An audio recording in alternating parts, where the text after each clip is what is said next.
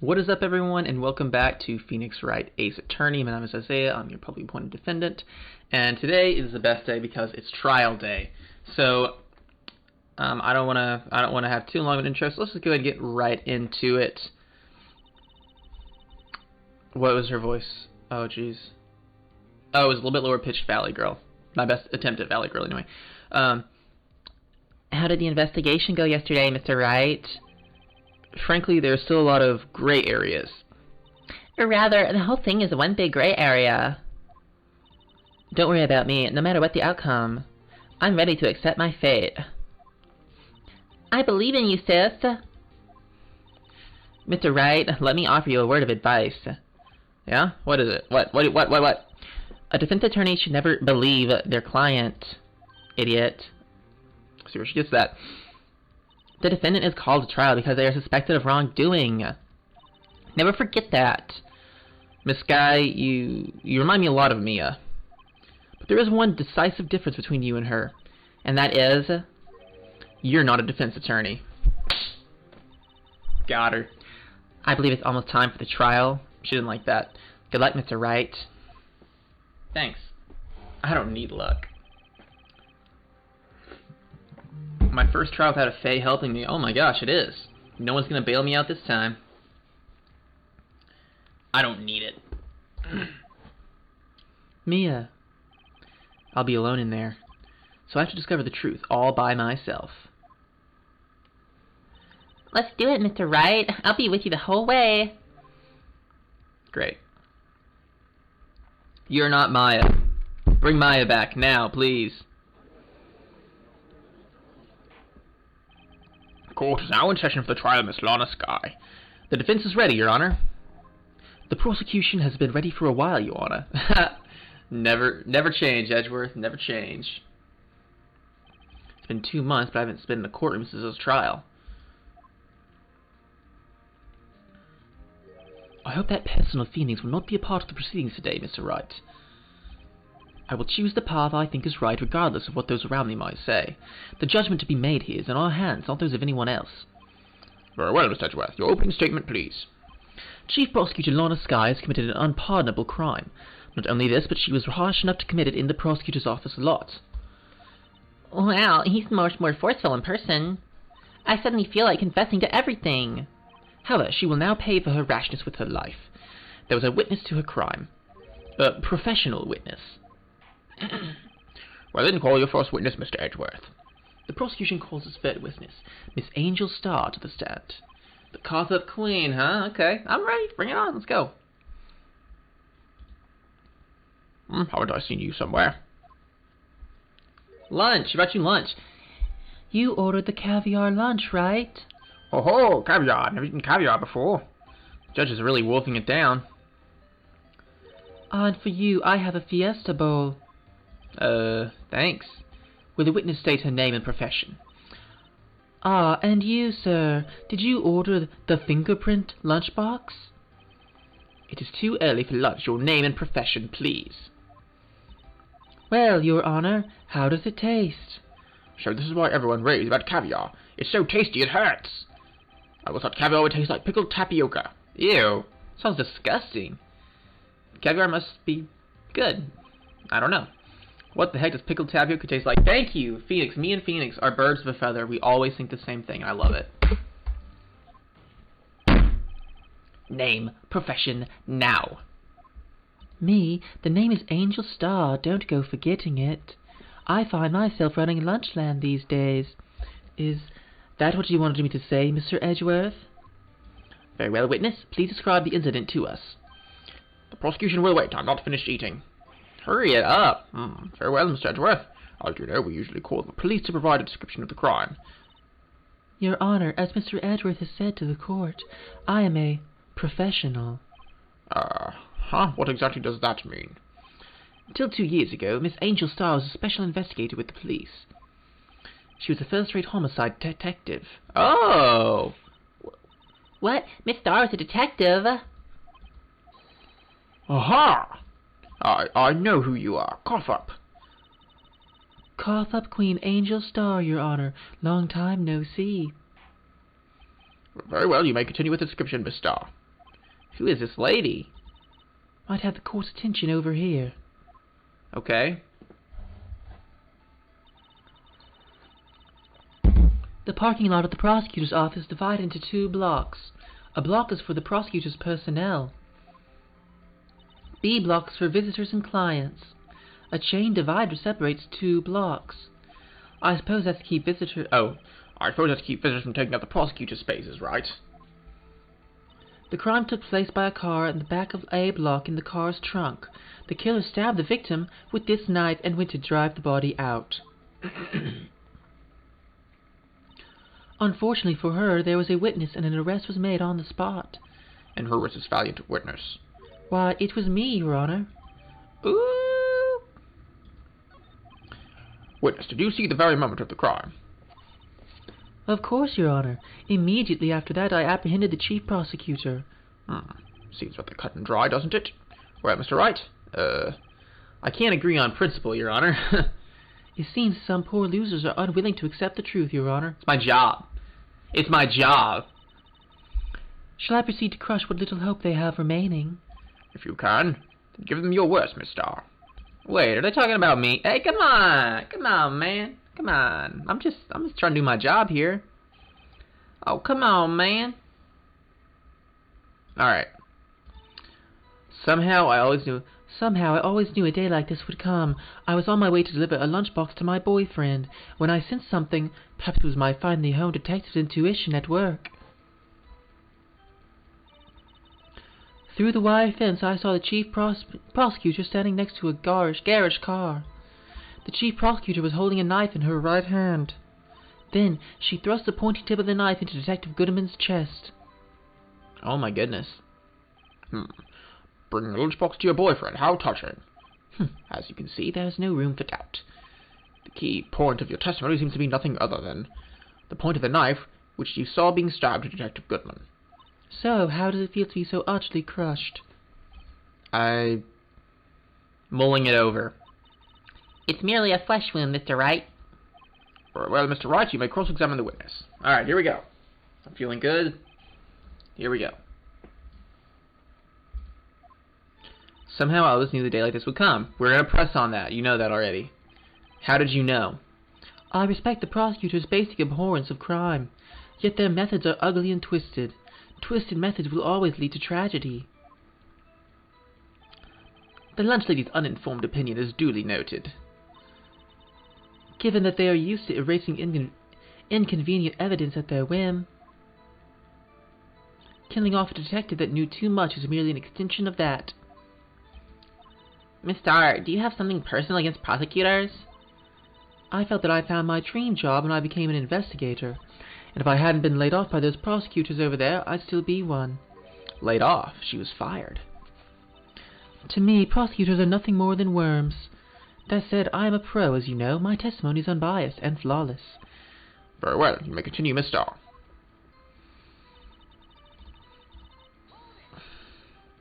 This boyfriend, he's a detective? Well,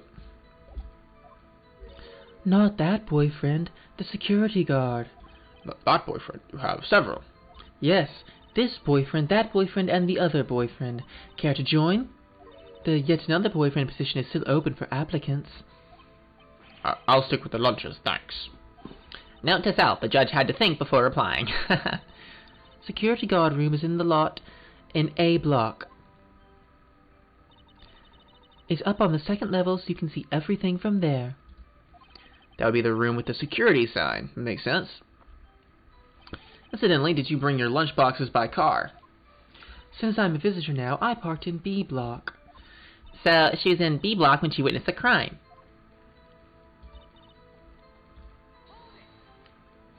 You sensed something, so you're saying you had a premonition of the murder?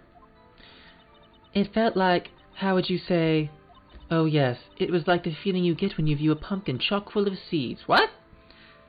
I don't get a feeling when I look at a pumpkin, like a seeded pumpkin. I have no idea what that means. Speaking of a detective's intuition, wasn't the victim, Mr. Bruce Goodman, also a detective?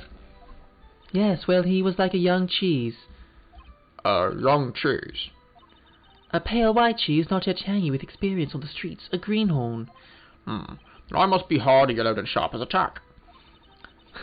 Yeah, with the odor of an old cheese to match. In any case, there, in the light, I felt something stirring in the back of my mind.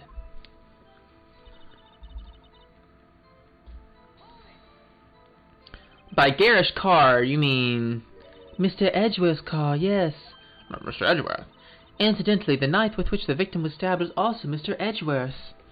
Wasn't it? Indeed it was. Oh my gosh. What an odd case this is. And the person you saw, you are sure it was the defendant? I saw her from no further than 30 feet away. I am certain it was her. If she's telling the truth, we're doomed. Let's just do what we can. Even if we don't have any proof, we can always nitpick. Witness, in your testimony you clearly stated the following. Prosecutors are nothing more than worms. You are a biased witness. You might want to keep those silly opinions to yourself in the future, rookie. She's busting out the R word? She's calling me rookie? That's unbelievable. I don't stand for that. Unless you're willing to risk the consequences of doubting me. I'll fry you like a fritter, crispy on the outside, chewy on the inside. But that was inspiring. I believe I've heard that tagline everywhere. You could cry it plagiarism. I may be relegated to the lowly post of lunch lady. My instincts are honed. Oh, my goodness. A photograph. Well, that's not good. That's pretty good evidence. I gotta say, that's pretty good evidence. The moment I witnessed the crime, my reflexes took over, and snap, I took a picture. In fact, one of my lunchboxes is rigged with a camera. Suppose that's more exciting than just hanging it around your neck. Witness, why am I only seeing this photograph just now? You think I'd show it to you, a prosecutor? Think again.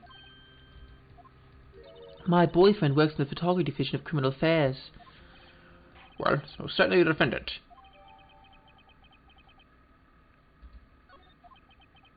Oh, that is unmistakably Lana Skye. It does not look good. It does not look good at all right now. So, what was the defendant doing at the time?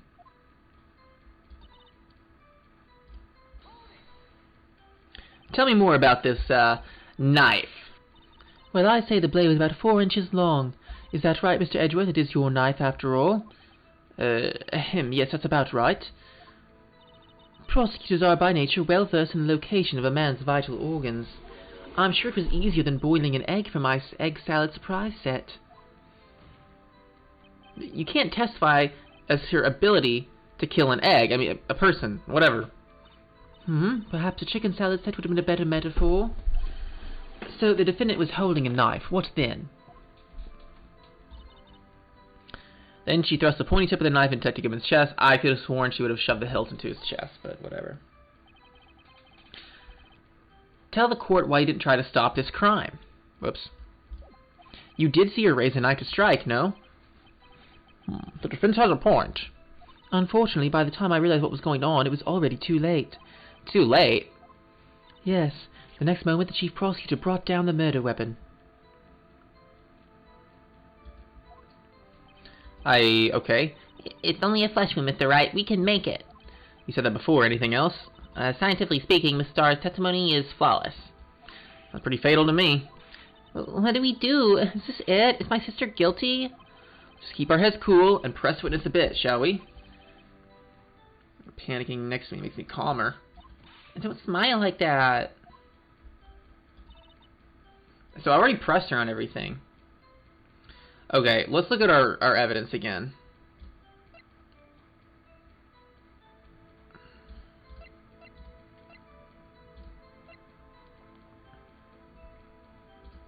Okay, so we have one knife wound there.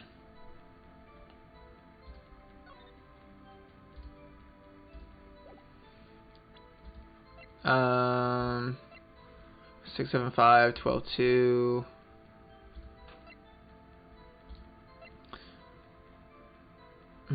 Okay, let's go ahead and look and see if she says how many times they were stabbed.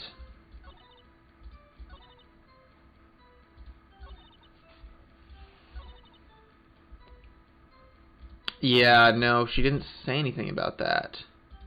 About how many times. Okay, she's on... No. Start here. Somehow I always knew a day like this would come. We're not gonna find anything there. I was on the way to deliver a lunchbox to my boyfriend.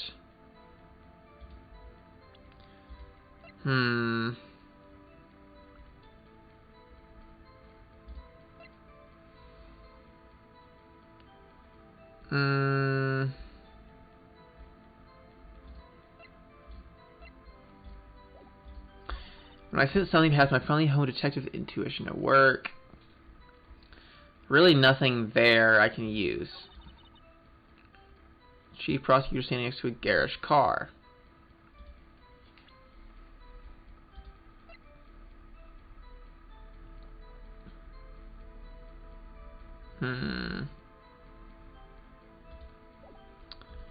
Chief prosecutor was holding a knife in her right hand. Then she thrust the pointy tip of the knife into Detective Goodman's chest.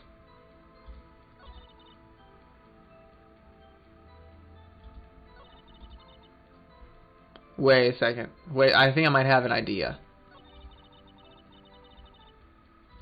Is she holding a knife in this picture in her right hand?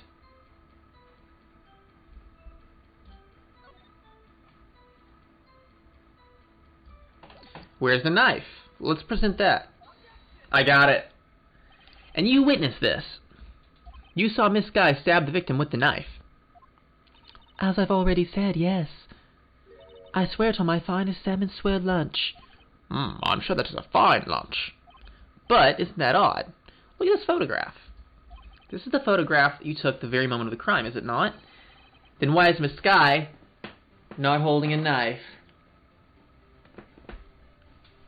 I got it. Mr. Edgeworth, your thoughts? Objection.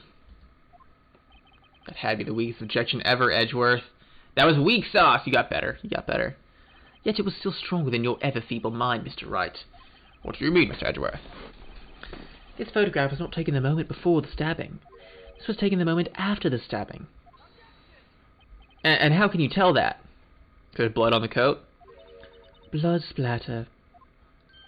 What? What is blood? What's blood? What? See the dark crimson stains on the chief prosecutor's coat. It's a black and white photograph. Oh, yes, hard to tell. This could be blood. Well, Mr. Wright, I see no problem here. No problem. Except you. Mr. Wright, are you going to sit there and take that kind of abuse? Got a better idea? Objection. Wait, that contradicts what the witness said in her testimony. Namely, that she took the picture the moment she witnessed the crime. Well, it seems I was slightly unclear. My apologies. That's it? Nothing new. If you want to have lunch, order seconds. Problem solved. If you don't like it, try ordering the jumbo-sized lunch from the get-go. Good advice. I'm not sure I understood it, but good advice. I didn't have time to stop her. Prosecutor Skye was cold, calculating like a robot. She killed without pain or remorse. It was a premeditated murder. Premeditated? How do you know it's premeditated? Look at the chief prosecutor's hands in that photograph. Well, are those gloves? Surgical gloves made of thin rubber, most likely. Would she have those on? If it was not premeditated, why would she not be wearing those gloves? Alright, they boomed me. They boomed me. These gloves do seem to tell of premeditation. Premeditated murder, a serious offense. Witness, add this to your testimony. The murder was planned. The rubber gloves prove it. What if she was just in the habit of wearing gloves, like driving gloves? The gloves were admitted as evidence when the defendant was arrested. They were rubber gloves of the kind used for autopsies. In other words, when the chief prosecutor came to the crime scene, she came to do murder. It's the only possible conclusion one can make. Everything was planned. It was a premeditated crime. Press up, I'm sorry they took you off the force, Miss Starr. This is bad. She's got them thinking it was all planned. If she can prove this claim, the trial's already over. Well, we just can't let her prove it. Gotta think of a way to show this wasn't premeditated. It's only a flesh wound, Mr. Wright. We can make it. You keep saying that.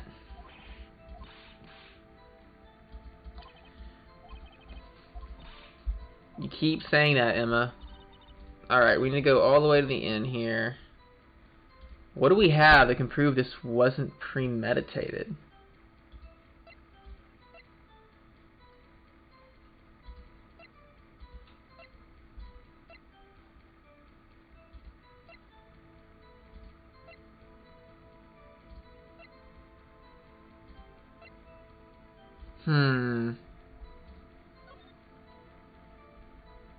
So here's Edgeworth's car, right? The murder would have been seen from over here.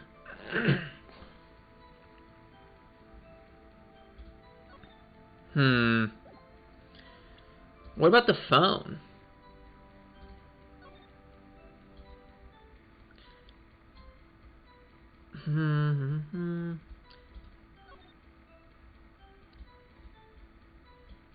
So the last known call was made at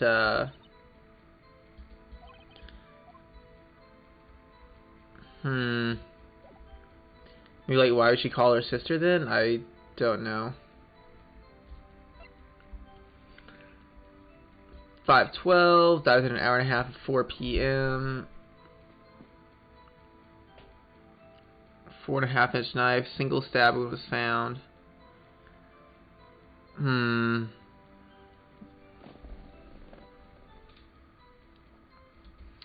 I really have no idea what to press on here.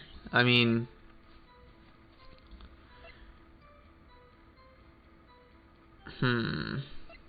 what about the phone? Nope, that's not it. Dang it.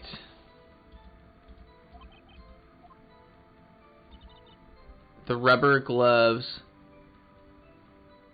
prove it.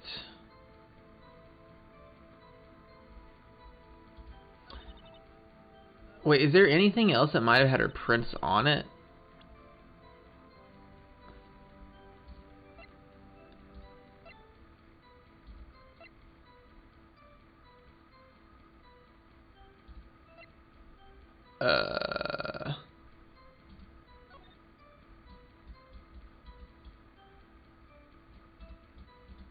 What's this? Hey, check it out. There's a metal plate here. Looks like the names of all the previous recipients are engraved on it. Wow, one guy's listed a bunch of times. Von Karma. I guess he must be a foreigner. Yeah, that's probably it. Whoever this from, you must have been an amazing prosecutor. I think this Von Karma sometime. No, you don't. You don't. Okay, well that was a little bit pointless.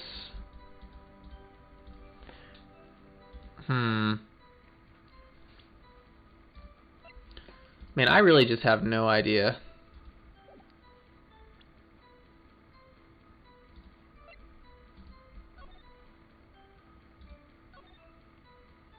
Miles Edgeworth, 1712, dated the day of the crime.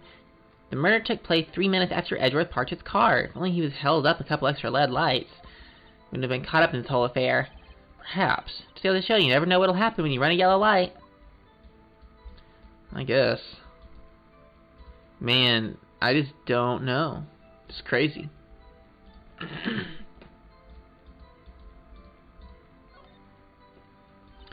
must be the victim's blood, right? Either that or Edgeworth cut himself peeling an apple. What's Edgeworth doing with a knife like this anyway? Hey, maybe he spent the weekends roughing it in the wild.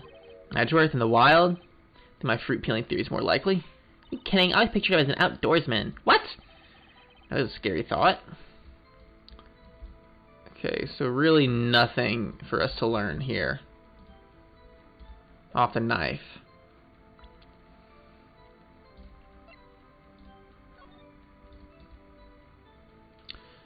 $670S 12-2.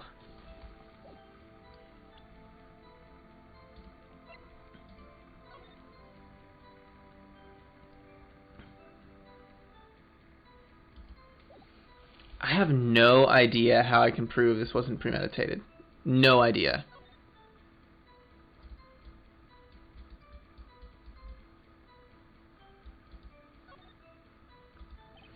Name and ID number written on here. Sergeant Bruce Goodman, ID 5842189.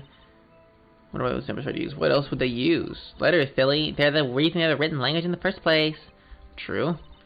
Sergeant Bruce Goodman, ID Yabba Dab. Weird. See, wouldn't that be better? Yabba Dab, well, it does have a certain ring to it, I guess. Exactly my point. Okay. Pointless. Absolutely pointless. Dude.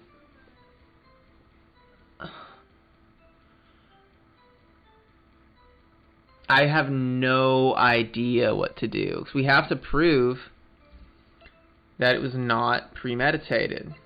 I have no idea how to do that.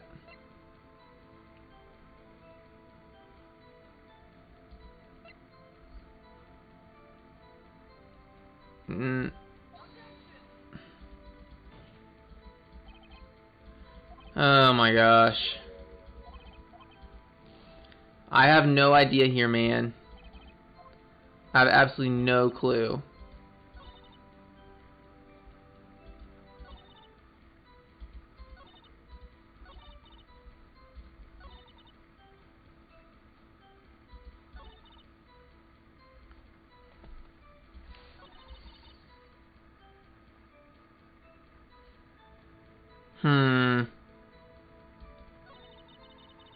My brain is not working well here. I have absolutely no clue what to do. Unpress her again. Wait, we already... I don't think this is going to tell us anything new here. I don't think it's going to tell us anything.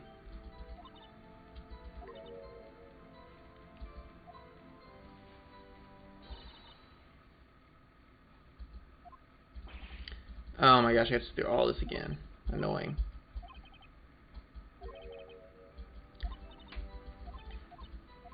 I don't know how we can prove it wasn't premeditated though. Like, that doesn't make any sense.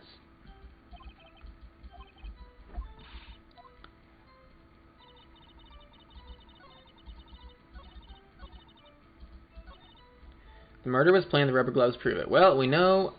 Dang it! Oh, I didn't mean to press again. Seriously? Oh my gosh. I'm really annoyed now.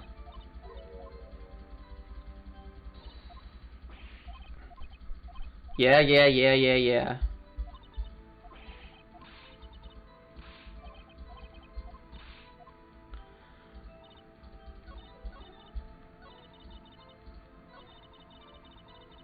Okay, so we know it can't be that or the cell phone. Cannot be one of those two things.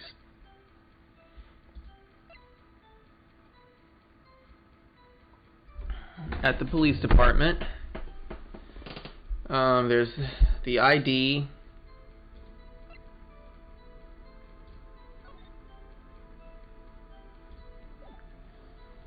I can't imagine it's the picture again. That wouldn't make any sense.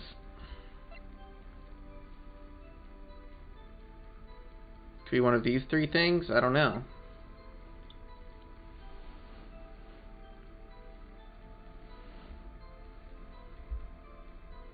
It doesn't make any sense to me. I have absolutely no idea. It's kind of frustrating, to be honest with you. Screw it. Let's start rolling through these, see what happens.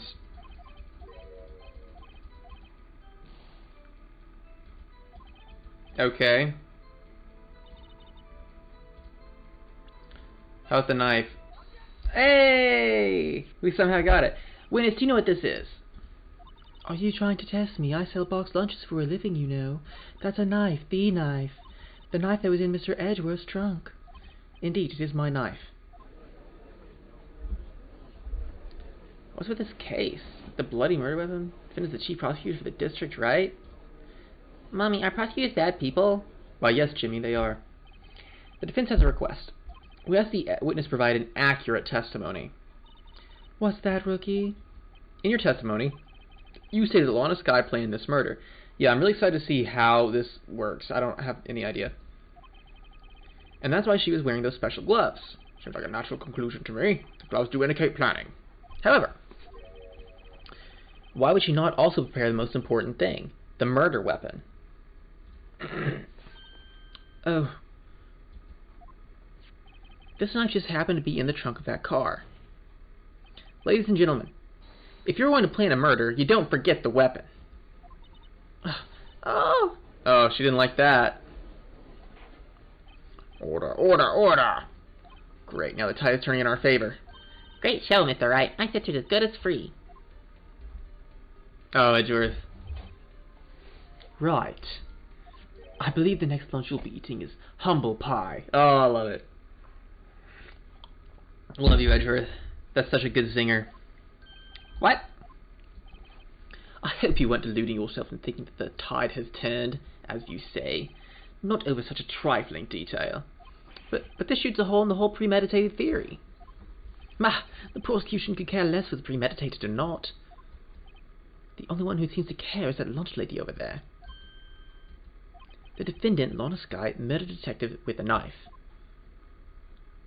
That is the only thing the prosecution needs to prove, nothing else. Very good, Mr. Prosecutor. Suppose you think you're clever now, but you know as well as I do that she planned on killing him. It was planned. If it wasn't... Well, I believe I'd like to hear your testimony again. Witness, please tell us what you saw, not what you thought. How dare you? My powers of deduction are not to be underestimated. Really now? Alright, let's hear it again. Lana Skye intended to murder Detective Goodman. That's why she called the victim all the way to the prosecutor's office. I'm sure the chief prosecutor had a grudge against the victim. Nothing else could drive that human machine to plunge the knife in again and again. Alright, well, I already got her this time. Victim was summoned from the police department to the prosecutor's office. It does sound a little like premeditation, doesn't it? So, if I were to repeat that, does that mean I'm planning to kill the delivery boy? In any case, the defense may now cross-examine the witness. I already know. She said plunge it in again and again. He was stabbed once, so... I'm not even going to press. I'm just going to go straight for it. Don't even need to press. You say she stabbed him again and again, but you couldn't have witnessed that. Are you testing me? Then I'll test you. With my moss surprise. Ew. I'm afraid the moss is growing out under our feet as we wait, Miss Starr. What do you mean? I shouldn't have to explain this, but take a look. The autopsy report states that death was due to a loss of blood from one stab wound. Aha, you're right. Good show, Mr. Edgeworth. What a hunk. He's my hero, really. She loves Edgeworth. Where the witness? You got the crime scene set, right? Thanks. I always believed that no one could ever mistake ketchup for blood, but now I realize that such mistakes are possible. So, you're saying you mistook something for blood? When she lifted her knife, I thought I saw blood at her breast. Splattered blood from her victim. That's why I thought she must have stabbed him at least twice. And tell us what you saw that you thought was blood. Testify. Geez, here we go again. Her red muffler looked like blood to me. That's how ghastly the whole scene was. Miss Starr turned out to be as short-tempered as she looked when we met her. Challenging her abilities as a detective really set her off. The short wick burns out the fastest. It's a scientific fact. I wonder, wouldn't it depend on the size of the candle? I mean, add more wax and even a really short wick will burn longer. Obviously, more scientific testing is required. Lana Skye intended to murder Detective Goodman. That's why she called the victim all the way over to the prosecutor's office. I'm sure the chief prosecutor held a grudge against the victim. Her red muffler looked like blood to me, and so ghastly the crime scene was. Her red muffler. Yes, like a scarf. The chief prosecutor always wears one around her neck. So she can be easily hanged at a moment's notice, I suppose. Oh, wow. She's right. Miss Skye was wearing a red scarf, wasn't she? But wait. Isn't it odd you mistook that for splattered blood? Murder people have often mistake my beard for a bib. A judge with a bib. That's why this place feels so much like kindergarten sometimes. Ah, Phoenix with the zinger. Actually, I do think I saw some traces of blood on her chest. She's only wearing a scarf in that, though. However, the autopsy report is clear on this matter. There was only one knife wound. Apparently, Miss Starr isn't entirely sure of her own testimony. Mr. Wright, it's our chance. Chance for what, I wonder? Miss Starr has turned out to be as short-tempered as she looked when we met her. Oh, I wonder if, in that picture, she's not wearing the scarf.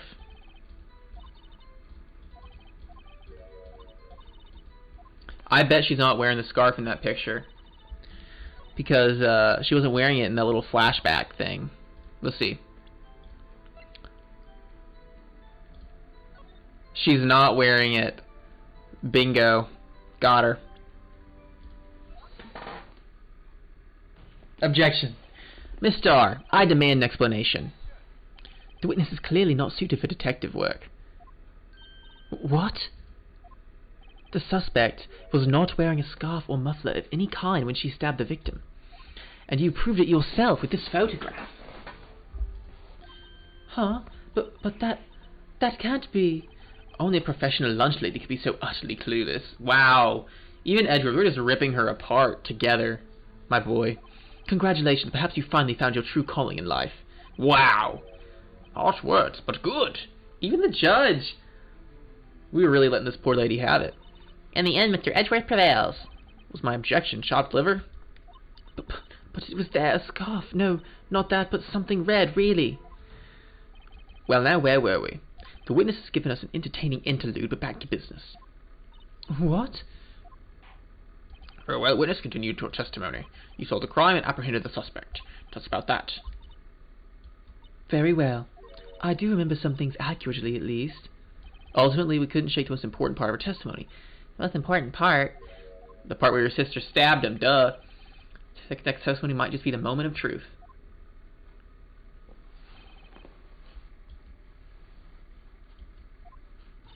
After the murder, the suspect attempted to run behind a partition off to her side.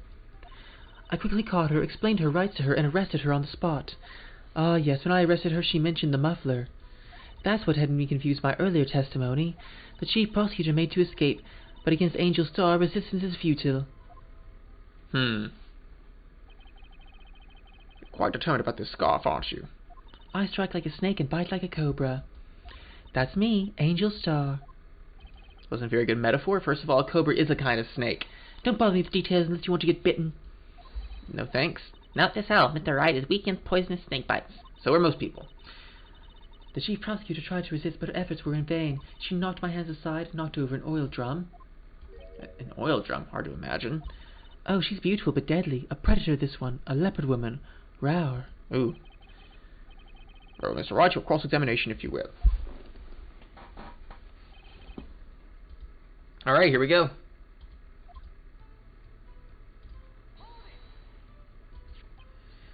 So where's this partition on the floor plans? I'm sure she means this wall next to the car. That's right. There's a wall there about 6 feet high. She was obviously trying to hide herself. Quite a natural thing for a criminal to do. And what did you do then? Right. Quickly caught her. We close the suspect. As I just said, I was only 30 feet away from her the whole time. Maybe I should press her for more details? No, press her because she's on the side of that fence. I'd like to see this on the floor plans just to be safe. Lunchland car was... She was a visitor, thus she was parked in B lot. So you witnessed the murder from here. I'm like about 30 feet from the car, yes. Is that correct, Miss Starr? Yes, that's right. But there was a chain link fence in front of you. I went over it, of course. Amazing, the cough-up queen, lunch lady athlete indeed. It would have taken her a little time to climb over the fence, so she couldn't have gotten to my sister that fast. Yeah, that fence was about 9 feet high, too. So how did Miss Skye not get away?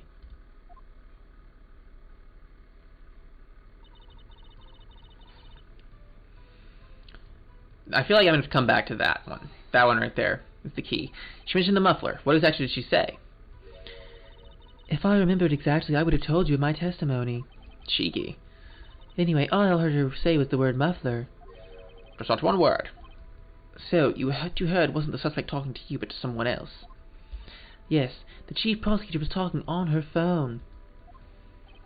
Her phone? She can't mean... By phone, do you mean the cell phone we discovered at the crime scene? Yes, ultimately. Ultimately? My memory. It's like a salmon heading upstream, you see. No, the court doesn't see, Miss Starr. The chief prosecutor first attempted to use the phone hanging on the wall. On the wall. That's right. Near the car. There's an emergency phone on the wall. Apparently, it was out of order. So she used her cell phone. Indeed, the emergency phone was out of order on that day. Good witnessing, witness. Good witnessing. What about good testifying? Come on, man. You should of course add this to your testimony. Things I do to please this rookie defense attorney.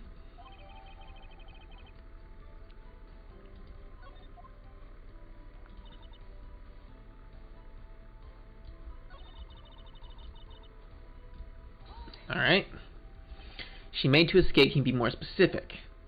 She brushed aside my hand and ran. It was a terrible sight to see, like a dollop of lard on a pate of foy grass. What? She even kicked over an oil drum at me. An oil drum. There was an oil drum lying on its side of the scene of the crime. But it's strange. What's that? She wanted to escape. Why didn't she run the other way? The other... Ah! The parking lot entrance. That's right. It doesn't make any sense that she would run from behind the partition to the oil drums. Excellent. More mysteries. Wish we could solve a few before finding more, though. So this guy tried to run. I'm sorry my sister is so suspicious, Mr. Wright. As sorry as I am. She didn't do it. You have to believe me.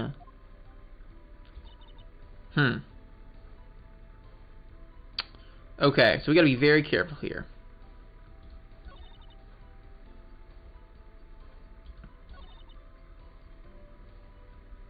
I'm gonna press on this one again. You restate your testimony to the court. Aha, I was going to ask the same thing. I'll only say this one time, so listen close, rookies.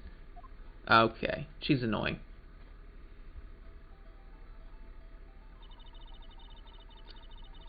The chief prosecutor stabbed the victim and ran behind the partition.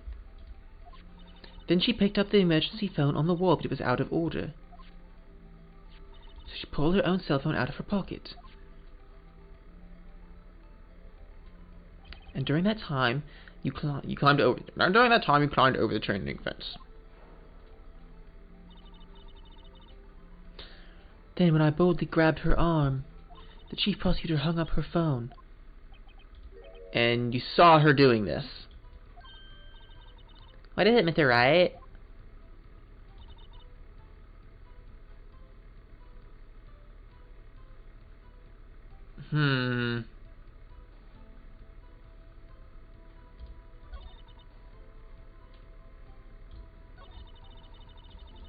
Did I already press this one? I don't remember.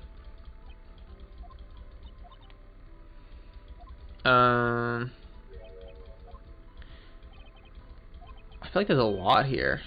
I did press on this. I did. Dang it.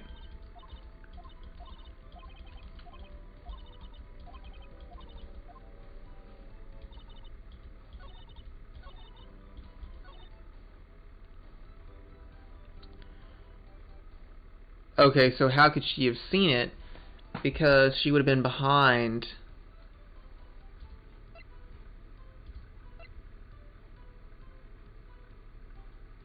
She would have been in Area B, right?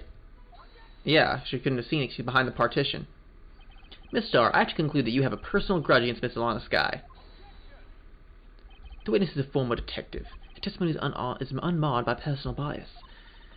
Well, who would have thought you would be my knight in shining armor, prosecutor? You, who together with the chief prosecutor kicked me out 2 years ago. Well, Miss Starr, this is a fatal contradiction in your testimony. How do you explain this? I don't know what you're talking about. Mess with me and I'll make you cough it all up. Let's look at the floor plans. You said you witnessed the crime from this point. However, if that's true, you couldn't possibly have seen Miss Skye making that phone call. I believe you see what I'm getting at. That emergency phone was on the back side of this partition. If indeed you were in B block, you couldn't have seen it.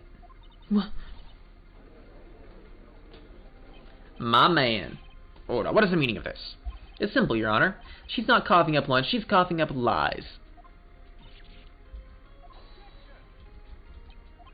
That's exactly what lie this witness has told the court. This is where the counterattack begins. I can't afford to get this wrong. The witness lied about...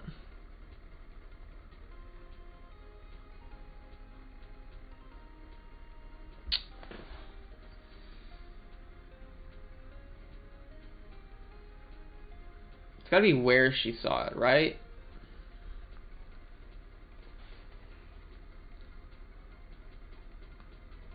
No, you know what? You know what? No. I think it's the order of events. She lied about the order of events, because it wouldn't make sense for her to run back the other way, knock over the drum. Miss Skye used that emergency phone before the murder. I see, I hadn't thought of that. That took the wind out of her sails. Mr. Wright, I hate to bother you while you're celebrating your victory, but why would anyone use the emergency phone before the murder? Well, just when you think he can't sink any lower, he amazes us. I applaud you, Mr. Wright. You ordered the orange peel lunchbox, right? You did not decide before the evidence. One more try. I see it in your eyes. You haven't learned your lesson, have you? It does exactly what lie the witness has told the court. Okay. It's got to be where. It has to be where. Miss Skye tried to use the emergency phone, but it was out of order. What is significant about this fact? Nothing. Therefore, it would be pointless for Miss Starr to lie about it. Pointless to lie. I see. Saying the witness did actually see Miss Skye using the emergency phone. It would mean Miss Starr witnessed the crime from a different location. A different location. Now that's a pointless lie if I ever heard one. Before you call my lie pointless, at least let me tell it. Let me ask a question to our clever wordsmith, Mr. Wright. Just where was a witness when she saw the crime? All the testimonies we've heard until now points in one direction. The place from where Miss Starr witnesses was here.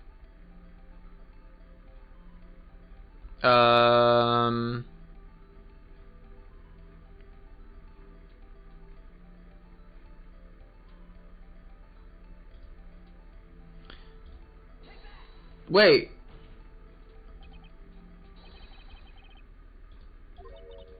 Wait, I didn't mean to click on anything.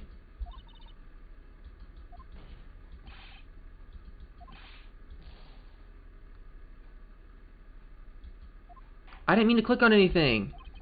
Are you serious? Are you serious? Come on.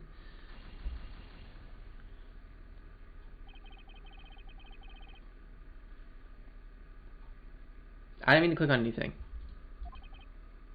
Unbelievable. Talk about taking the wind out of your sails. That is ridiculous. Oh my gosh, dude. I'm very angry right now. I'm very, very angry. And I'm not cycling all the way back through that today. We're going to go ahead and call it right there, and we will come right back to that spot next week. Sorry for the incompetence and not knowing how to work this stuff, but thanks for hanging in there with me. I hope you all enjoyed, and I will see you next week for redemption and not misclicking again. Alright, see you then.